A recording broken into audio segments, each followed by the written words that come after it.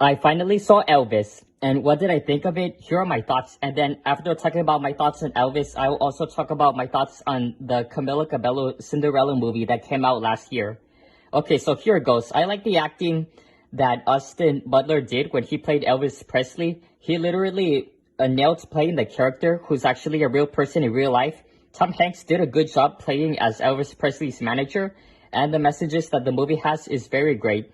Everything that we saw in the movie is very spectacular, like the old-fashioned clothes, the classic cars that our grandparents drove when our parents were kids, and what the whole town used to look like before it became different the first time. We know everything about Elvis Presley since we were kids. We find out what made him want to become a singer, how old was he when he got his guitar, when did he become famous, and why his career changed his life forever.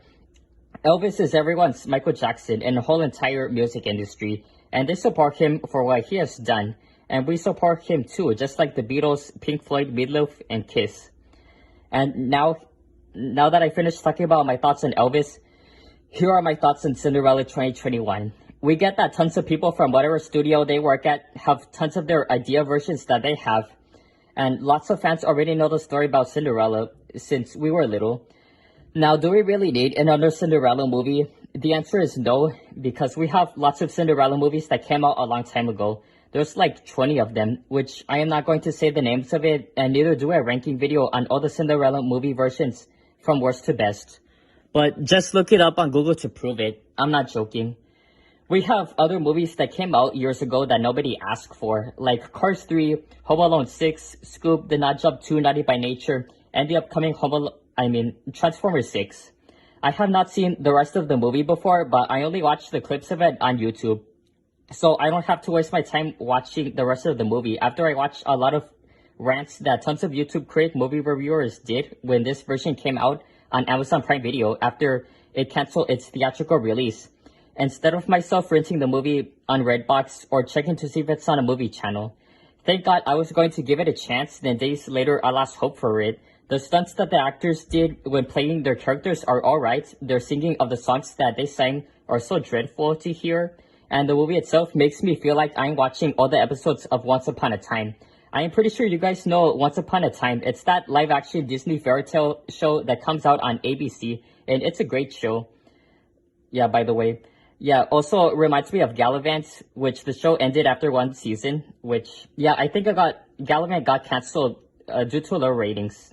Yeah, I may be sure about it.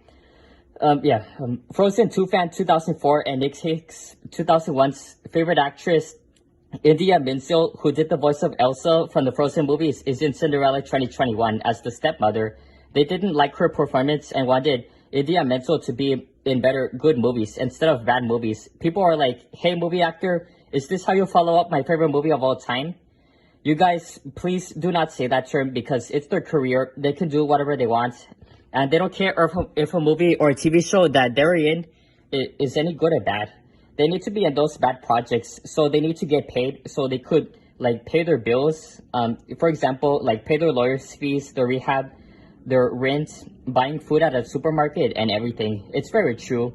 I start to hate that term more than the ruin my childhood term. And if you do like saying those type of terms, just say, hey, movie actor, I like your performance in my favorite movie that you are in, but I dislike your performance in a bad movie that you're in. It's a better term than the is this how you ruin my favorite movie term. Both the original 1950 movie and the 2015 remake that came out 7 years ago from Disney are way better than this version of Cinderella. So yeah. Anyway, those are my thoughts on those two movies that I talked about. If you like this video, hit like. If you're new to this channel, then tap that subscribe button and hit the bell notification to get notified whenever a new video gets uploaded anyway. So as always guys, peace out.